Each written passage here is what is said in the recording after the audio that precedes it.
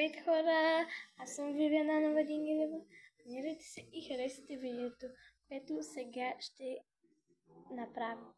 Така, нека да започваме. Ще си направим Несквик в ето тази готина чаша с кристални камъчета и ще ни е необходимо едно мляко, едно Несквик,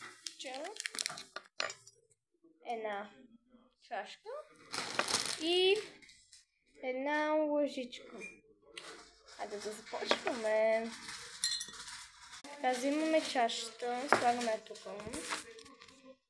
Взимаме млякото, отваряме го. Сипваме. Някъде до тук. Добре, не е много, не е малко. Несквик отваряме. Една ножичка ще ми е необходима. Взехме една ножичка. Сега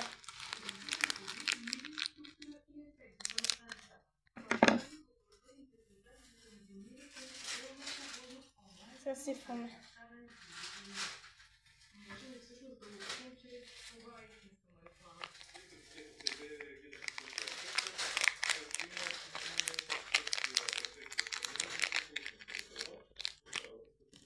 Така.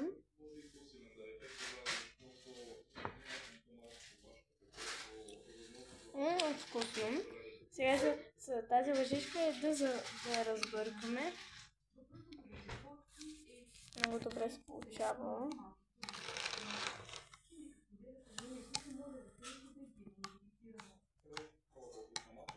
Ето нашето мляко с Несквик. Чипс.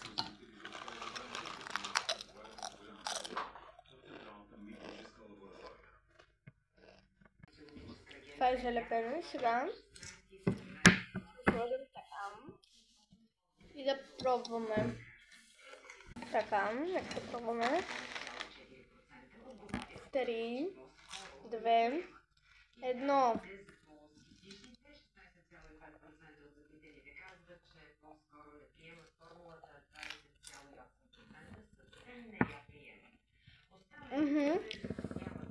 Давам 9-10.